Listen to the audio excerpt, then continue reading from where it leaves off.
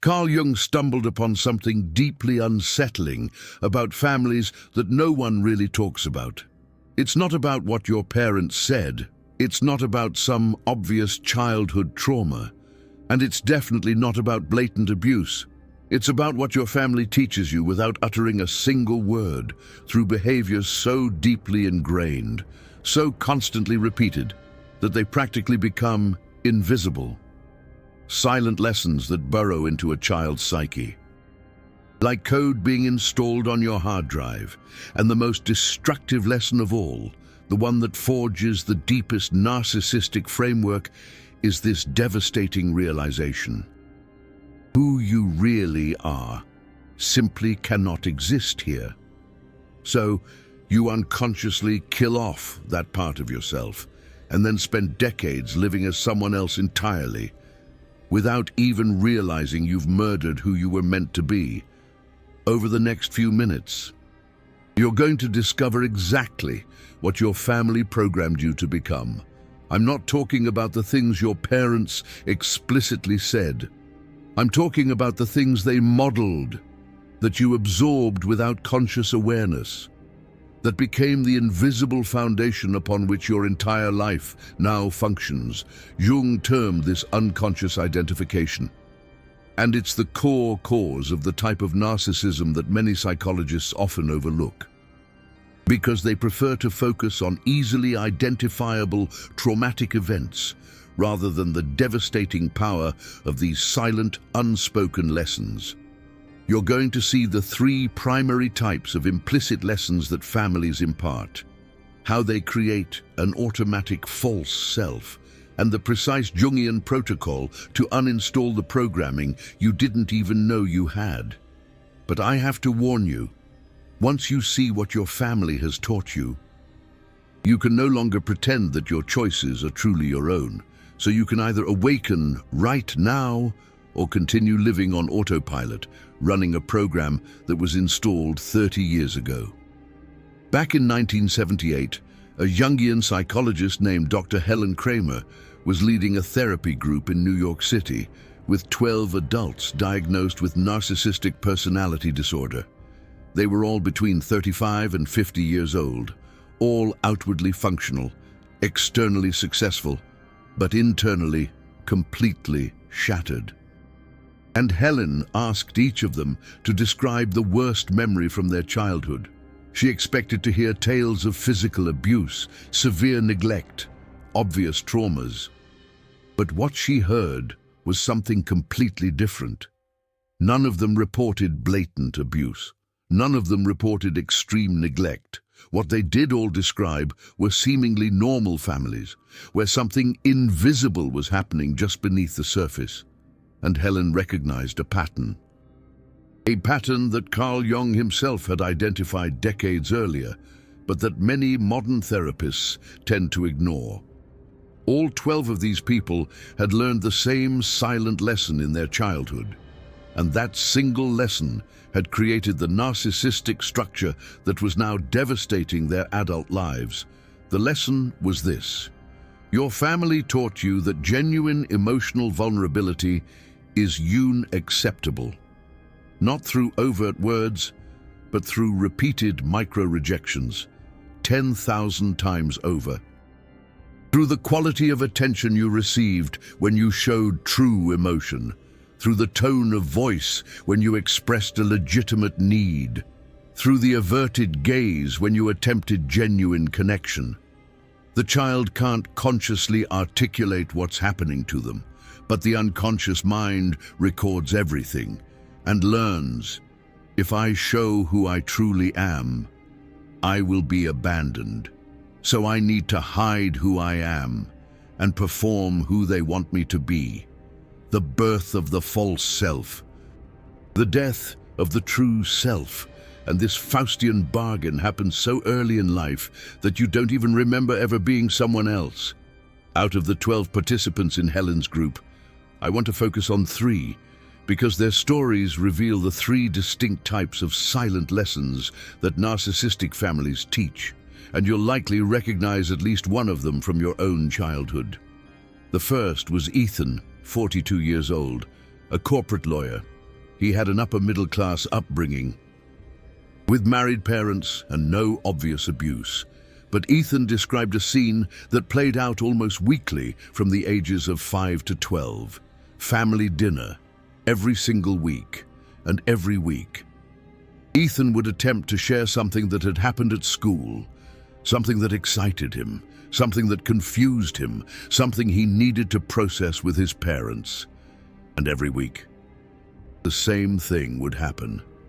His father would listen for maybe 15 seconds, and then change the subject to talk about work, or politics, or sports, anything except what Ethan was feeling.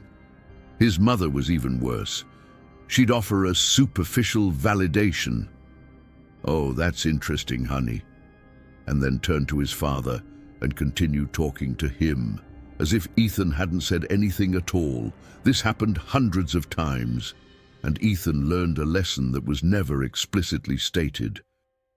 But it was burned into his psyche like a deeply ingrained program. Your emotions don't matter.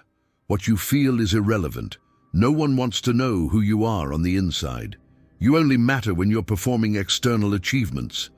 Ethan couldn't name this at age 8, but his unconscious mind registered it all. And by age 12, Ethan stopped trying. He stopped sharing his emotions. He stopped seeking emotional connection with his parents. And he started focusing exclusively on academic achievements, then professional accolades, then financial success. Because that was the only thing that generated genuine attention from his parents. When he got a perfect score on a test, his father would stop talking about work and actually look at him. When he won a math competition, his mother would stop talking to his father and actually pay attention to him. Ethan learned, I only exist when I'm achieving. When I'm not achieving, I'm invisible. At 42 years old, Ethan was a partner at a law firm, earning over $1 million a year, with a condo in New York City, an imported car, and designer clothes, and he was utterly empty on the inside. He couldn't maintain an intimate relationship. Every girlfriend said the same thing, "You're not emotionally present." Ethan simply didn't know how to be, because he had learned 35 years ago that emotions were not meant to be felt, but rather to be ignored while you focused on external performance. Ethan's false self was a brilliant, successful lawyer.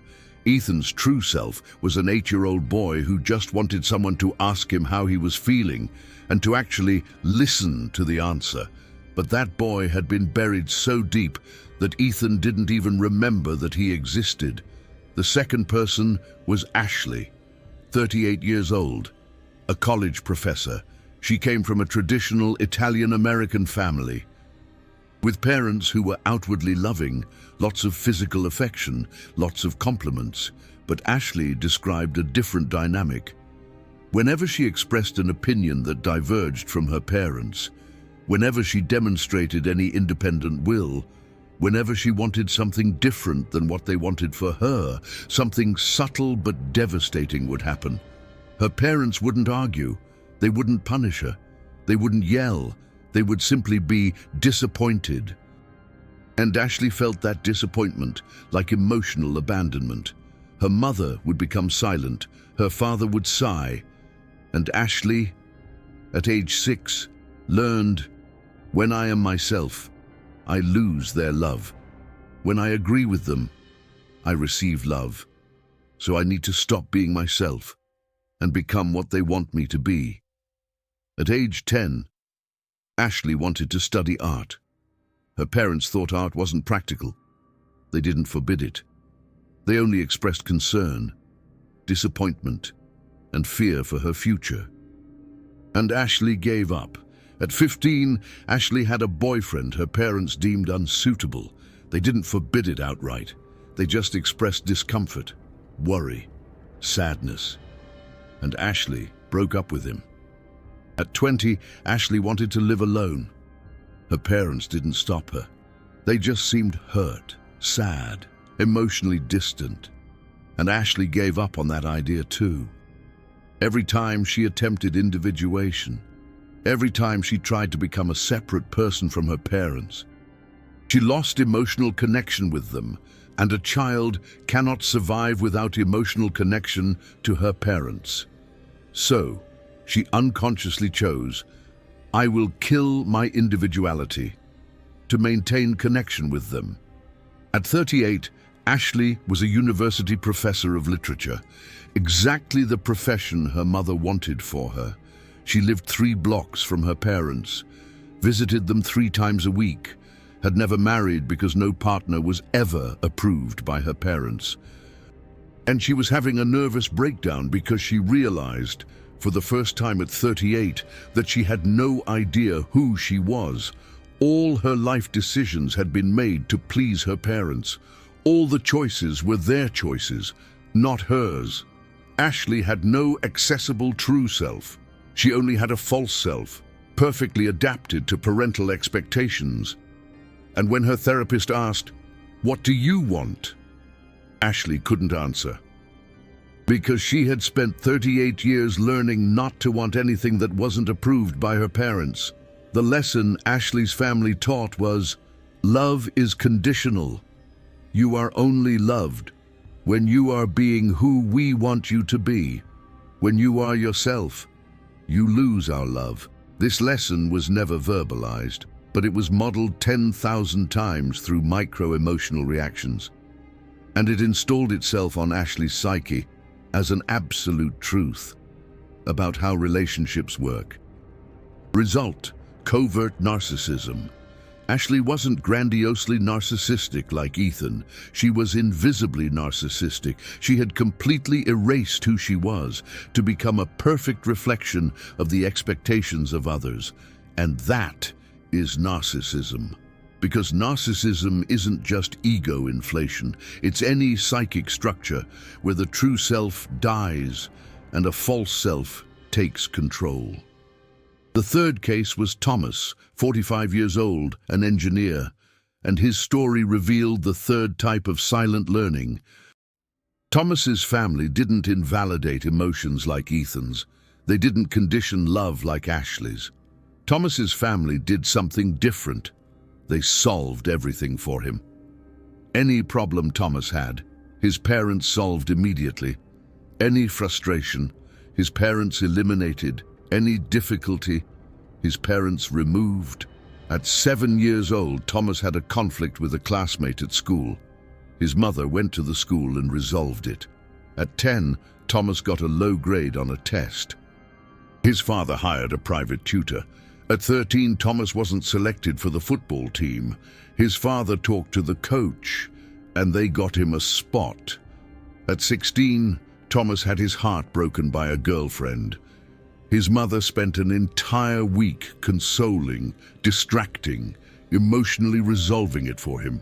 Sounds like love, right? Sounds like care. Sounds like a loving family that wants the best for their child.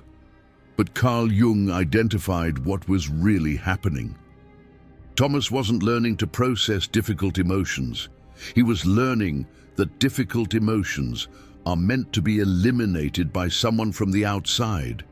He wasn't developing the capacity for emotional self-regulation. He was developing external emotional dependence. And worse, he was learning that he was incapable. Because every time his parents solved problems for him, the implicit message was, "You can't solve this yourself. You need us. You are weak. You are insufficient." At 45, Thomas was a successful engineer, but he had a devastating problem. He couldn't tolerate any emotional frustration without seeking immediate external validation. Whenever he felt anxiety, he called his mother. Whenever he had a conflict at work, he needed reassurance from his wife. Whenever he faced a difficult decision, he consulted 5 people before deciding. Thomas hadn't developed what Carl Jung called the transcendent function, the ability to hold emotional tension internally and process it without depending on external resolution. And without the transcendent function, Thomas oscillated between narcissistic inflation when he received external validation and narcissistic collapse when he didn't. Both are narcissism, because both are pathological dependence on an external source of value instead of an integrated internal source. The lesson that Thomas's family taught was, you are incapable of processing emotions alone. You need someone from the outside to save you. Your emotions are emergencies that must be resolved immediately. And this lesson created an emotionally infantilized adult who compulsively sought external validation because he never developed the capacity for internal validation. Dr. Helen Kramer perceived the 3 types of silent lessons that narcissistic families teach. First, emotions don't matter. External performance matters. Ethan's family. Result, compensatory, grandiose narcissism. Second, love is conditional, on you not being yourself. Ashley's family. Result, covert narcissism, complete erasure of the self. Third, you are incapable of processing emotions alone. You need external salvation. Thomas's family. Result, narcissistic dependence, oscillation between inflation and collapse. And Carl Jung had mapped this out decades earlier. Through the concept of unconscious identification, children from 0 to 7 years old don't learn through words. They learn through mystical participation, unconscious absorption of the family's emotional environment. They don't have a developed ego to filter, so everything the parents model emotionally goes directly into the child's unconscious as programming. And by age 7, that code is already installed. The software is already running, and it will run automatically for the next 40 years unless the person does conscious work of individuation to uninstall it. Hold on, because the most important part about unconscious identification is coming now.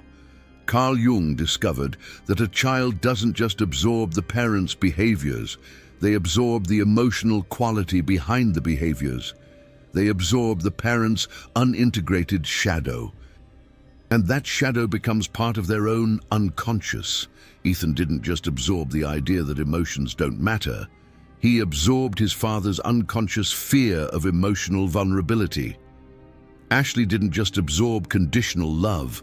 She absorbed her mother's unconscious terror of separation and individuation. Thomas didn't just absorb overprotection, he absorbed his parents' unconscious anxiety about their own inadequacy. And these parental shadows became autonomous complexes. Within the children's psyches, an autonomous complex is like a sub-personality that runs in the unconscious, with its own agenda. Ethan had a paternal complex that said, vulnerability is weakness, conquest is value. Whenever Ethan tried to be vulnerable in a relationship, this complex would activate and shut him down. Ashley had a maternal complex whispering, being yourself means losing love. Conformity is safety. Whenever Ashley tried to make her own choices, this complex would activate and generate paralyzing guilt. Thomas had a parental complex that screamed, you are incapable. You need external validation. Whenever Thomas faced a challenge, this complex would activate and spark panic. A panic only external validation could soothe. These complexes run automatically, without conscious awareness. The complexes controlled behavior without you even realizing it. Carl Jung famously said, you don't have complexes. Complexes have you. And these 12 people were possessed by parental complexes, installed in childhood. Dr. Helen Kramer asked each person to trace the learning backwards to their parents, grandparents, great-grandparents if possible. What she was doing was mapping the generational transmission of complexes, and what they discovered was devastating. Ethan discovered that his paternal grandfather had been exactly like his father, emotionally distant, focused solely on work. incapable of emotional connection. Ashley discovered that her maternal grandmother had been exactly like her mother. Conditional love, control through disappointment, the inability to accept her children's individuation. Thomas discovered that his parents had been overprotected by their parents. They had never developed emotional autonomy. And now they were repeating what they knew. The complexes were being transmitted for 3, 4, 5 generations, like an invisible psychic inheritance, and no one was conscious of it. Everyone thought their parenting choices were deliberate and healthy, but they were automated and pathological. Jung called this ancestral possession. You are not living your life. You are living the unlived life of your ancestors. Their complexes run in you. Their wounds bleed through you. Their patterns repeat through you, and you think it's you choosing, but it's the entire lineage choosing through you. And here's the turning point that changed everything for these 12 people. Dr. Kramer asked, "Do you have children?" 7 of them did. And Dr. Kramer asked the most painful question of all, are you transmitting the same silent lessons to your children? Silence in the group, and then weeping, because they all realized they were. Ethan had a 9-year-old son, and when his son tried to share emotions, Ethan did exactly what his father had done, listened for 15 seconds, and changed the subject. Ashley didn't have children, but she realized she was doing with her nieces and nephews exactly what her mother had done with her, expressing subtle disappointment every time they made choices she didn't approve of. Thomas had 2 sons, and he was solving all their problems immediately, never letting them develop the capacity for emotional self-regulation, exactly as his parents had done. They were all unconsciously reproducing what they had consciously sworn never to repeat. And that is repetition compulsion. Jung identified that unresolved trauma has a psychological gravity. It pulls you back into the familial pattern. You can swear you'll be different. You can promise you'll never do what your parents did. But if you haven't done the conscious work of integrating the parental shadow, you will repeat it automatically, because autonomous complexes are stronger than conscious intention. They run in the unconscious and control behavior without you realizing it. It was at this moment that Dr. Kramer introduced the Jungian healing protocol. The work wasn't just about intellectually understanding what had happened. It was about uninstalling the parental complexes that were running automatically. And Jung had mapped out exactly how to do this through 5 stages of individuation. First stage, name the silent learning you absorbed. Name it explicitly. Ethan named, I learned that emotions don't matter, achievements do.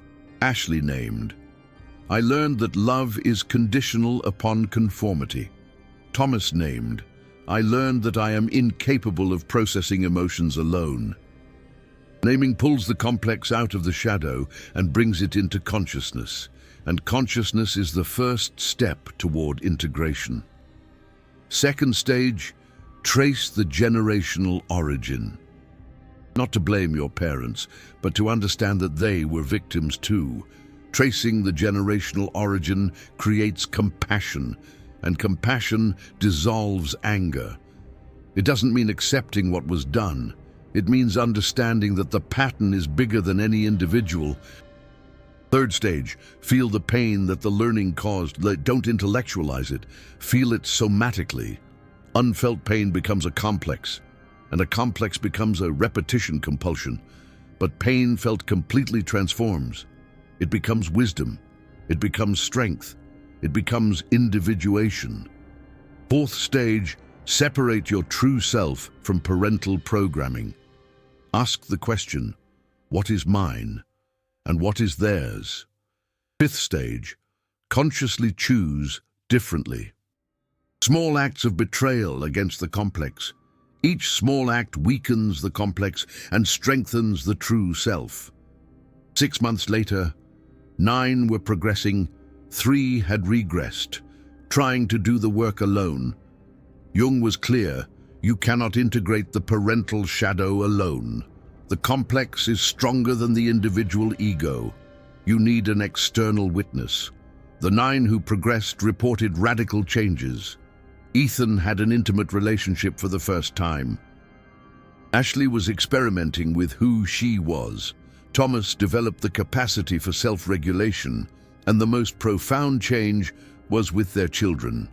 They were consciously breaking the generational transmission. Dr. Kramer published a case study about these 12 patients in 1982.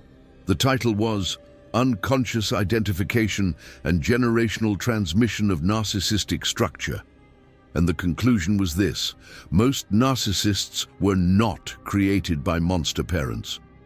They were created by normal parents who unconsciously transmitted unresolved complexes through silent learnings modeled thousands of times. And healing doesn't come from blaming your parents. It comes from becoming aware of what was absorbed unconsciously, tracing the generational origin, feeling the pain completely, separating the self from programming, and consciously choosing differently through small, repeated acts of individuation. And now, I need to ask something of you. If you recognized your own story in this video, if you identified what silent learning your family taught you, if you want to do the work of uninstalling the parental programming that's been running automatically for decades, help me continue bringing deep Jungian psychology that most channels ignore. The super thanks button down below isn't just financial support. It's you saying this truth about the generational transmission of narcissism needs to be known. When you click that heart, you become part of the mission to break generational cycles. Every single dollar goes towards researching Jungian archives, obscure case studies, concepts that have been buried because they're too profound for superficial pop psychology. You're not a passive spectator in this. You're an active survivor, breaking patterns. And when you contribute, you multiply the reach of this message. More people wake up, more cycles are broken, more children grow up free from unresolved parental complexes. Here's a practical protocol you can start today. First, identify what lesson you absorbed. Write it down on paper, name it explicitly. Second, trace its origin. Ask siblings, aunts, uncles about your grandparents, not to blame, but to understand. Third, set aside an hour to feel. Don't intellectualize. Let your body feel the pain. Fourth, separate yourself from the programming. Ask yourself, is this me or is this a parental complex? Fifth, commit a small act of treason against the complex. Share a vulnerable emotion, make your own choice, solve a problem on your own, and observe that you survive. Sixth, seek a witness, a Jungian therapist, a support group, a friend who understands. You need a witness who validates your experience. Your family will resist when you start, not because they're bad people, but because they're unconscious. The system wants homeostasis. When you break the pattern, the system tries to pull you back through guilt, shame, fear of abandonment. Carl Jung called this narcissistic guilt. It's not real guilt. It's guilt for betraying an unconscious loyalty to the family system. Everyone who individuates feels it. The question is, will you let the guilt control you? Or will you recognize it for what it is? The defense of the complex, trying to keep you trapped. Individuation doesn't mean cutting off contact. It means maintaining contact, but with awareness. You stop reacting automatically to their complexes. You become who you are in their presence, and you tolerate their discomfort with your individuation. That's the work, a series of small, conscious choices, repeated until your true self becomes stronger than the parental complex. 30 years later, 6 out of the 12 had maintained individuation. They all reported their children did not develop a narcissistic structure because the cycle had been broken, not because they became perfect parents, but because they became conscious. Consciousness is the antidote to the compulsion to repeat. Consciousness plus repeated choice equals individuation. And individuation breaks the cycle. So here's the final question. What did your family teach you to become? Not what they said, what they modeled, not the obvious trauma, the silent, invisible learning. Did you learn that emotions don't matter? That love is conditional? That you're incapable? Did you learn that vulnerability is weakness? That being yourself is losing love? That you need external salvation? Identify it, name it, trace it, feel it. Separate it, choose differently, and seek a witness. That is the work. And if you have children, this work isn't just for you. It's to break a cycle that's been running for 4, 5 generations, so that your children don't have to do at 40 the work you're doing now, so that they grow up free from parental complexes, free from the family shadow, free to become who they really are. And if you don't have children, the work still matters. Because you deserve to live your own life, not the life programmed by the complexes of your parents and grandparents and great-grandparents. You deserve to be who you are, not who they needed you to be to keep the unconscious family system functioning. Individuation is your birthright, and it's never too late. Ethan started at 42, Ashley at 38, Thomas at 45. Some of the others in the group started in their 50s. Carl Jung began his own individuation at 37. It doesn't matter how long you've spent on autopilot. What matters is that you wake up now and start. Comment down below what silent lesson you recognized in your family. Write, "I learned that," followed by what you absorbed. I want to see hundreds of people naming explicitly what was installed unconsciously. Because when you name it publicly, you pull the complex out of the shadow, and a named shadow loses half its power. So comment now. I learned that emotions don't matter. I learned that love is conditional. I learned that I am incapable. Or whatever other silent lesson your family modeled, name it. And tomorrow, come back here and comment if you committed your first act of treason against the complex. Let's create a collective witness. Let's prove together that cycles can be broken, that complexes can be integrated, that you don't have to live the programming of your ancestors forever. Today is the day you wake up. Today is the day you consciously choose differently. Go.